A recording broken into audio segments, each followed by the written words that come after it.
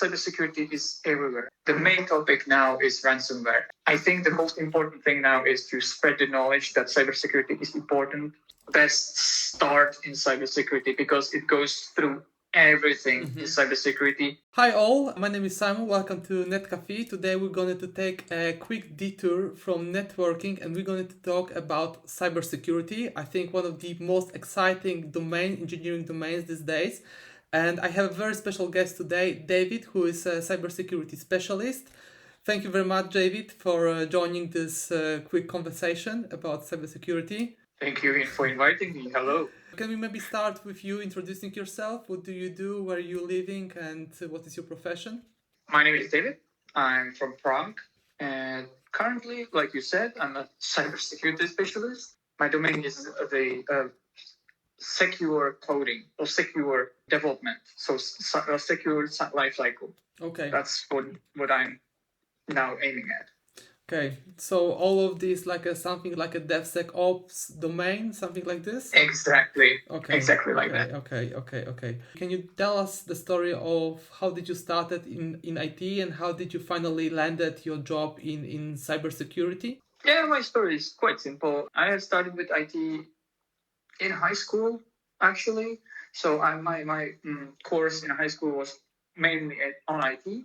Then I continued doing my studies in universities, and then I continued with work in IT. So I started as a software tester, and then I pivoted to cybersecurity, which was the domain I always wanted to kind of get into because it was interesting. Like you said, it's a very interesting topic, and I was always interested in it. And so I tried and landed the job as a cybersecurity specialist, which is great.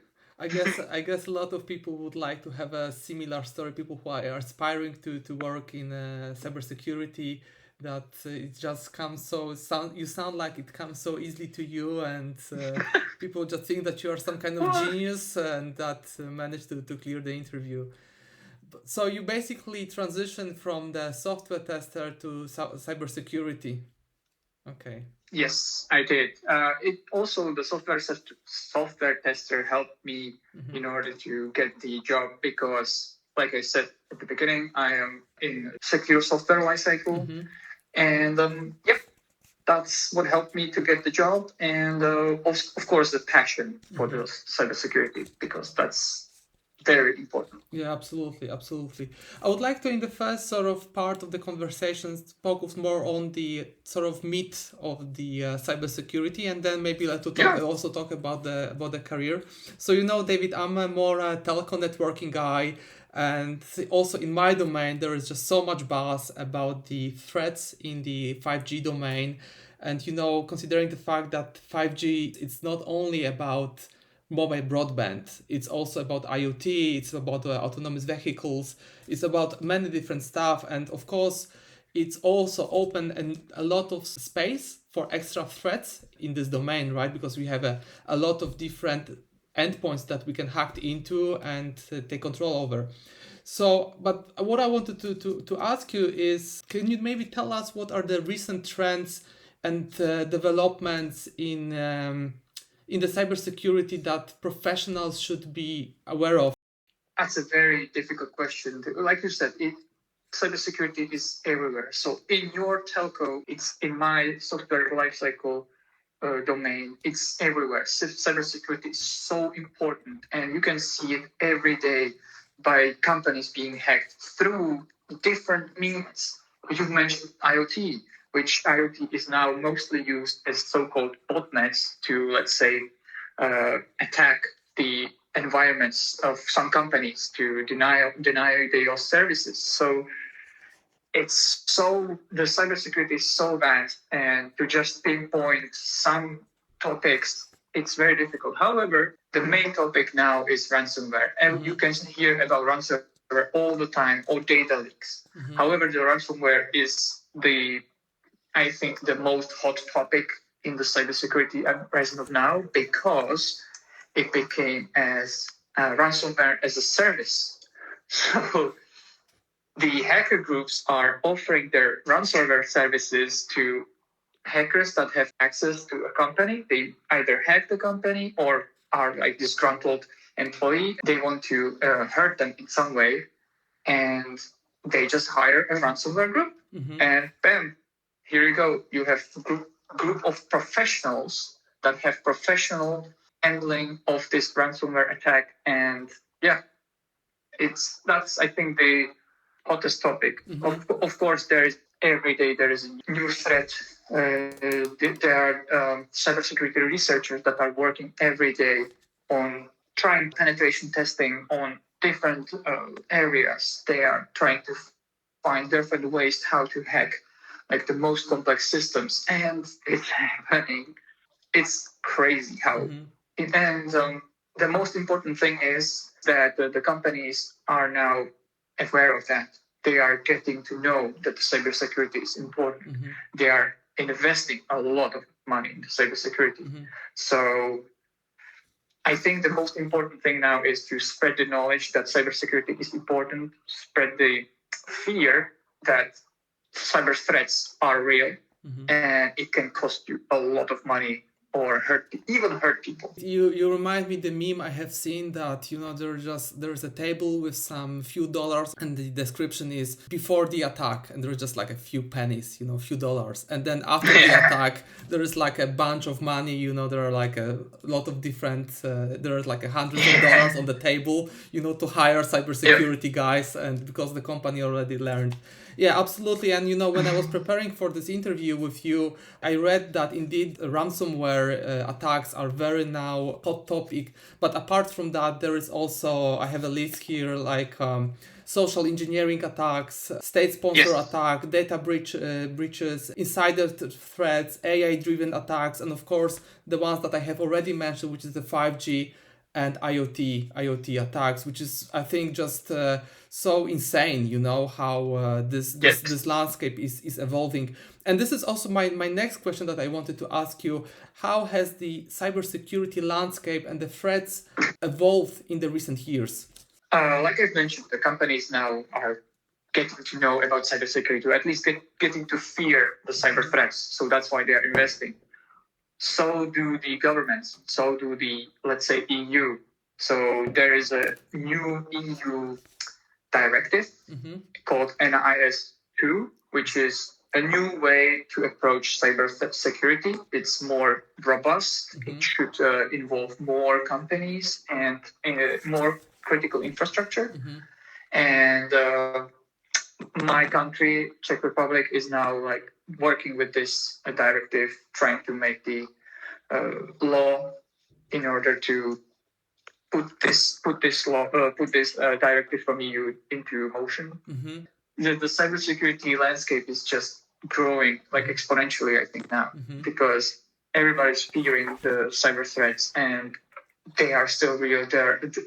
It's constant battle between hackers and the cybersecurity specialists. Yeah, so absolutely. I can just speak for telco. I'm not a cybersecurity engineer, but when we develop new generations of the telecom standards, new 5G standards, the architecture is much more API based and much more software based, which of course open a lot of different vulnerability options for hackers to get in, right? Because these are not just some isolated blocks as it used to be, right? Plus, on top of that, apart from API architecture, we have just so many different types of the IoT devices, and following that, different architectural patterns behind this, and each of them has to fulfill the security standards. So regardless if we talk about the Sigfox or NB-IoT, whatever, it always must be secure, right? And a few years ago, we didn't have these problems, or maybe we did, but not in such a scale, right?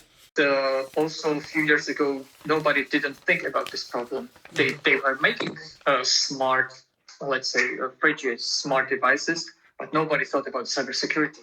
And now we have an environment where so-called botnets are just so dominant, and they are like thousands of IoT devices. Like, let's say the smart fridges, it can be hacked easily because the manufacturer didn't think about cybersecurity back then, right? So you just hack it and you have it waiting as a zombie.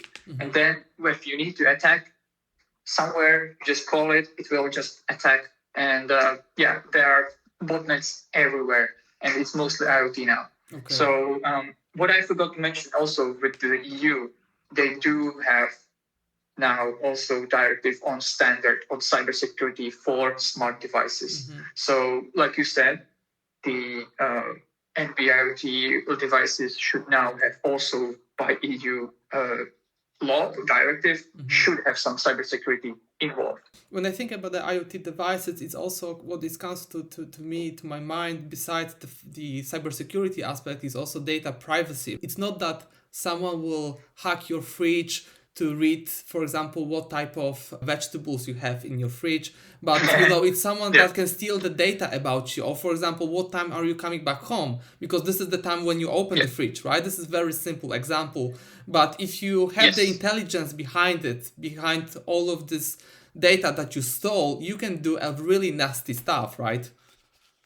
Yes, I did pass this question to some other professionals myself as well. Why do you need this data? Like, why do these spies need this data? And it's about to create a profile on you or on the general public. Let's say the spies who gather this data is some states. I'm not going to name states, but yes, it's usually states who are gathering this data.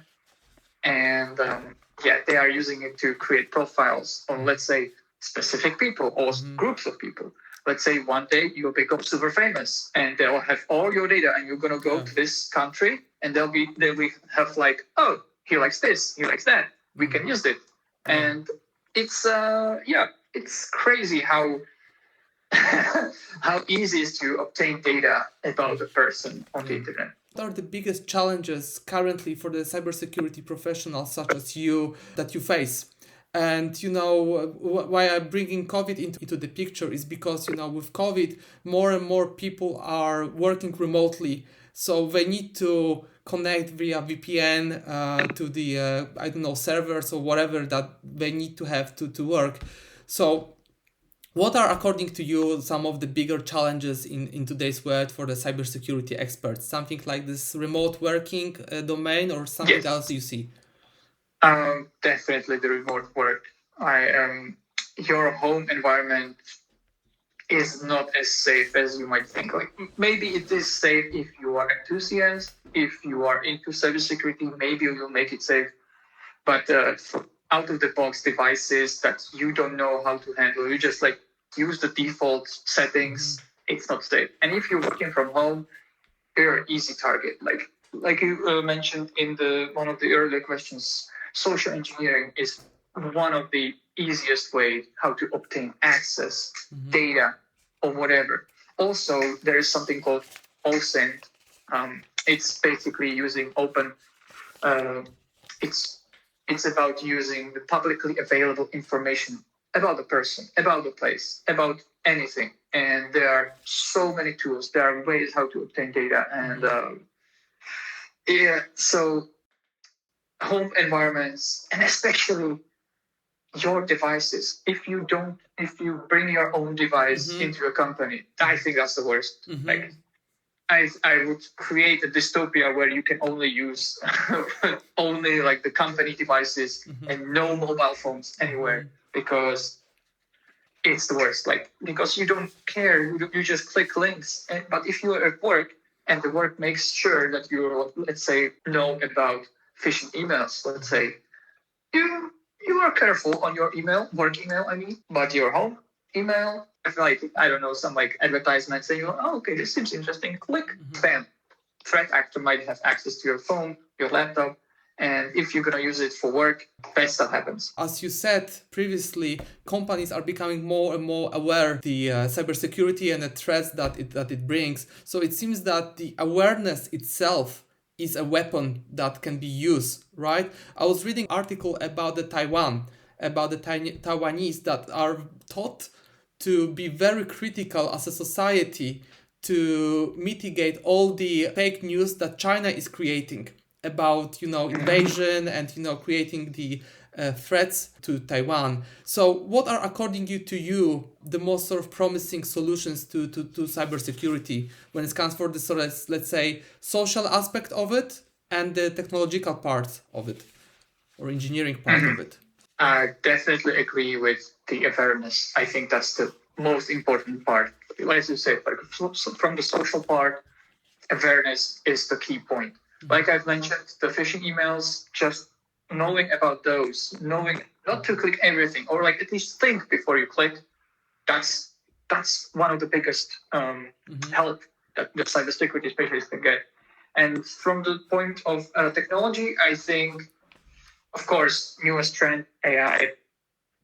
AI can help. It's not as smart. Well, it is very smart, but it's not as smart in the cybersecurity space yet. But it's good for learning experiences. And also, no, what I would like to mention instead of AI is to say machine learning. So machine learning is used to learn some ways how you behave in, let's say, a company environment. So if you're accountant, you probably use only accounting applications, maybe Excel, and go to specific folders. But if you suddenly start playing with server environment or whatever, that's suspicious. The same goes for network. So if you start like asking different servers than you used to before, or like start like scanning the network, that's weird. So this is very good help with the with this machine learning and this applications that scan the network. I couldn't agree more. I was reading recently also, I was studying some materials about the Azure cloud, and I was reading the documentation for bedtime readings for a web application firewall, and firewall.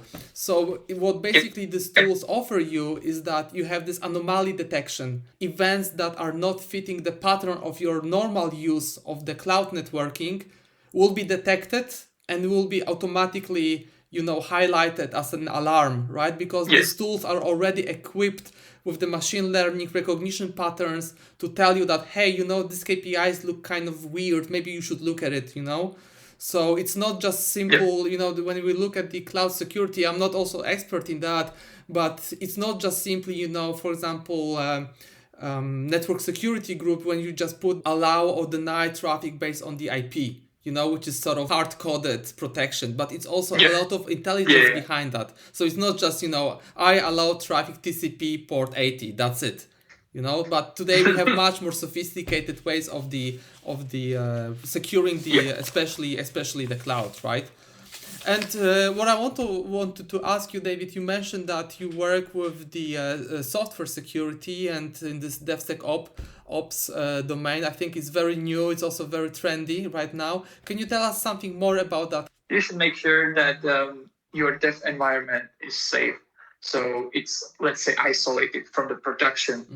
It's only the developers have access, and the code is tested, like not just by testers, but also static tests. There are static security tests that are looking for, let's say, weak code forms.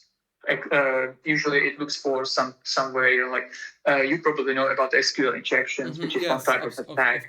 So it looks into the code, and it looks where could the programmer forget to make it more strong, and it helps you like that. It's in the pipelines. Let's say it's in the pipelines where you check who last saved. If there's like some if somebody's trying to, let's say, inject something during the pipeline work or whatever, and also test it before you put it in production. So also the operations, like I said, you have the machine learning that is looking for weird patterns that people can use. And so it's the security is, it's everywhere. And it's I don't want to sound paranoid, but like you have to be a little bit paranoid in the security field. That like you have to look for attackers everywhere in each step. So that's why I always say, like, yes, you have to think about security in each step, in every corner of your development lifecycle.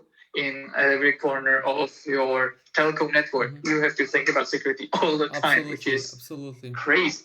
You have been software tester, and now you move towards the DevSecOps cybersecurity. Can you tell us how does it help? It's a specific way how I got to the cybersecurity, and also yes, definitely the software testing helped me because I learned how the development lifecycle works, and I got the tester mindset. So I do not think as a normal user how it should work, but I also try to think how it shouldn't work, or what can I do to mess it up, So this kind of mindset helped me to get into the position where I am, which is security software lifecycle. However, it's not the only way to get into cybersecurity. I have colleagues that are not IT at all, but they just have passion, and they have been IT administrator, let's say, but they had passion for cybersecurity, so they started learning, and through I would say the IT knowledge in general will help you in cybersecurity in any way. Like to have a good understanding of IT, or at least focus on IT, then you can kind of focus on cybersecurity. Of course, yes, there is a lot of things in cybersecurity, and you have a lot of things in IT, and then on top of that, you have a lot of things in cybersecurity. However, if you are passionate, if you are interested, and if you want to go into it, you just go for it. 1 week ago, I was speaking with a good friend of mine, Santiago, and we were talking about the skills needed for cloud engineering or in general in networking. And one of the first things he said was that you need to learn Linux. I just remember that now because you said that you had some colleagues, so you have some colleagues that are, administrator, system administrator. So it's just really just show how important learning the IT basics really is. Yes. So for example, if you know Linux, then you can build your knowledge. And I remember that one of the biggest mistakes I did in my sort of journey was the fact that I started to look at all the fancy technologies, like for example Terraform or the AWS or Ansible, but without Linux, I very quickly realized that I will not go far. Good IT knowledge or good knowledge somewhere is a great framework of cybersecurity somewhere else.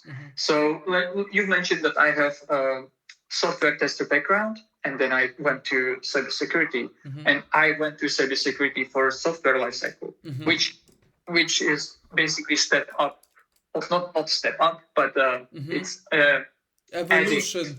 It's the next step, yes, right? Exactly. Yeah. It's evolution of the knowledge that I already had.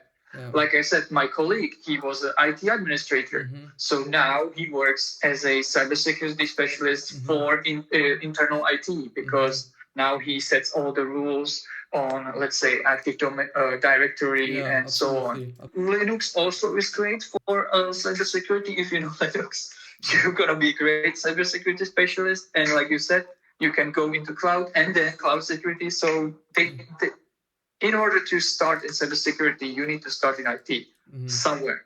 Whatever you like or whatever is available, start there, learn it, get good, and then you can continue in cybersecurity, because cybersecurity needs IT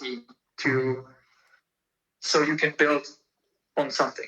I wanted to ask you, David, we touched upon the skill set, but also wanted to ask you about, are you looking at some specific cybersecurity certifications? Can you recommend any if you're looking at that?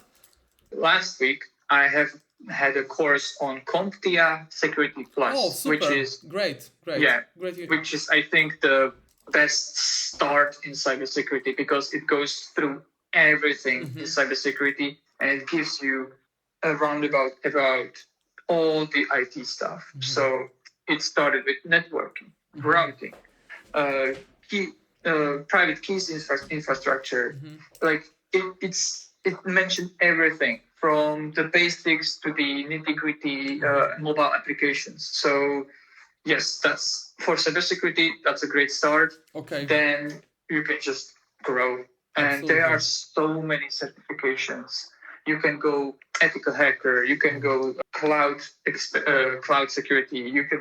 It's endless. Like. Absolutely. I was looking at the Network Plus. I was also looking at Linux Plus and Security Plus. But because I'm more a networking profile, I already did my CCNA that is nicely covering Cisco CCNA, nicely covering networking basics. I thought that maybe I will skip the Network Plus, and with some time, I think what would be wise for me to do is Linux Plus. I'm just a huge fan of Linux. I just fell in love with Linux recently. What can I say?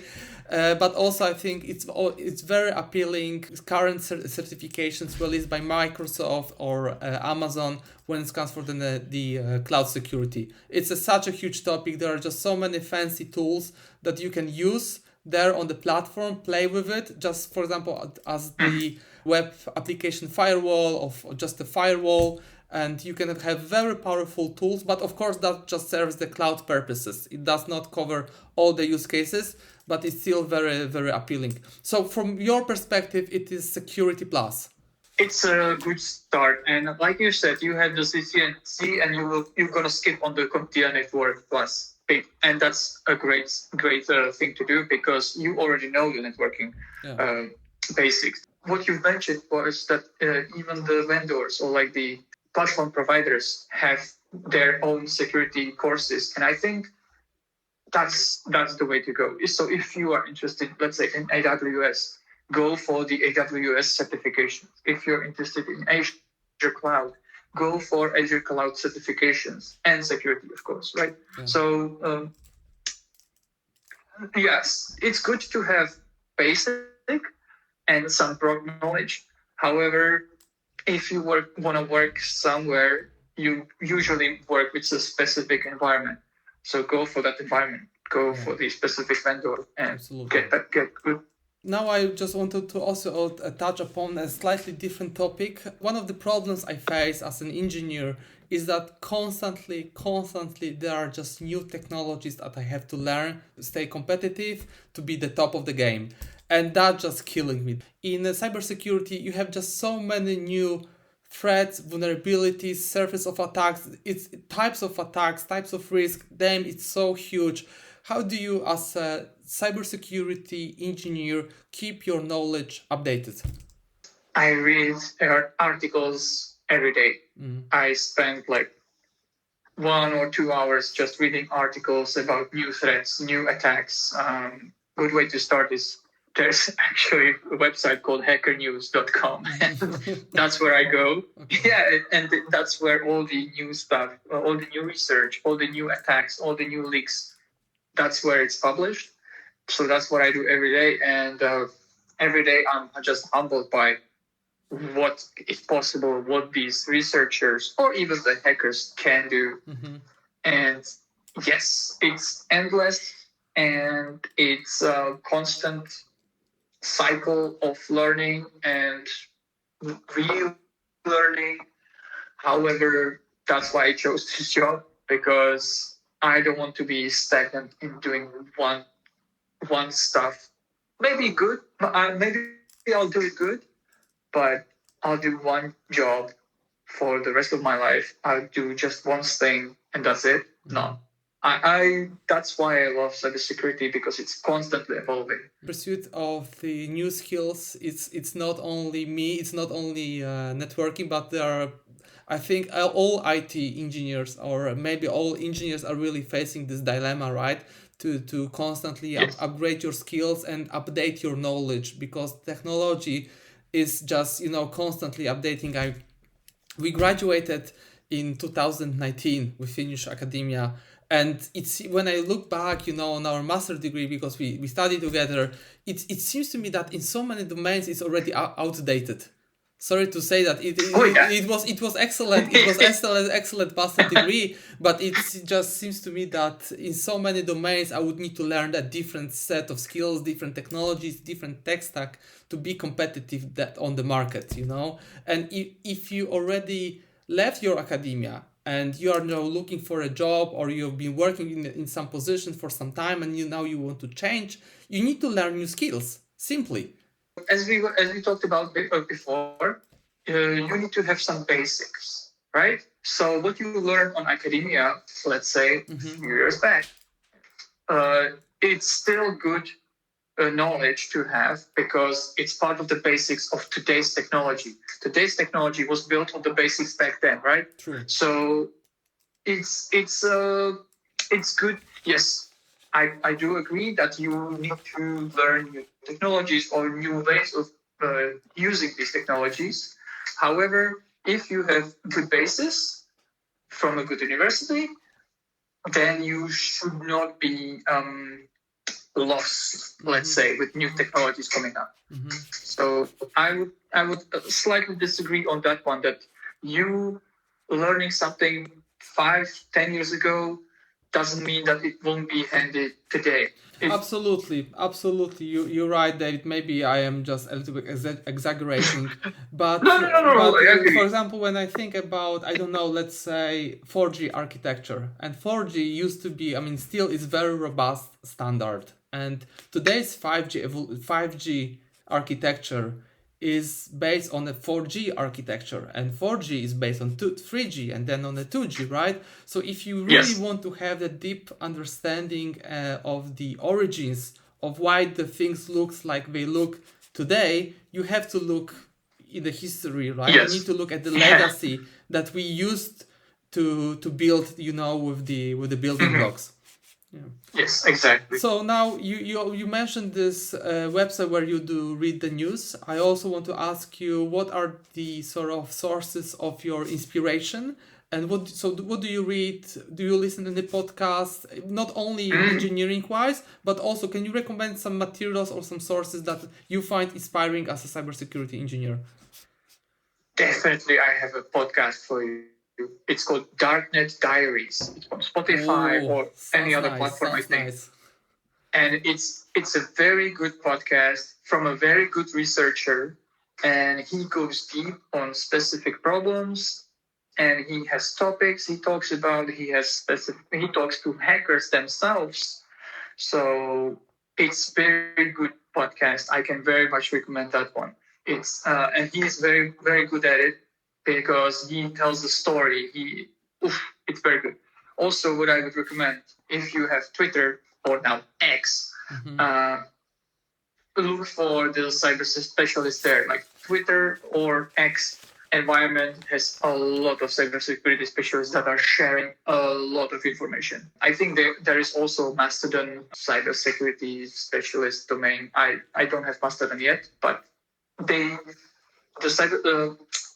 follow the cybersecurity specialist. If you hear about some cybersecurity specialist on the internet, try to follow their social media, because you will then link yourself to the other specialists, and they are sharing a lot of things. So that's how I also get updated on what is happening in the world, that I follow these people and look what they are saying, and not just reading articles, but also reading what these people have to say, because they are specialists from the domain. They have their personal opinions. It's not just some article. It's a sometimes heated discussion, right? But it's very good to follow them and follow their research. Absolutely. We will be sharing the links in the description. So if you are guys interested in looking at the materials that David just mentioned, just look at the description of the episode. Now, I think we touched so many different, really exciting topics, but I don't want to also take too long. So just the last question, David. Do you maybe have some advice for people who would like to enter cybersecurity? Their dream is to work as a vulnerability engineer or creating policies, regardless. What advice would you give to the people that would like to kick off their cybersecurity careers?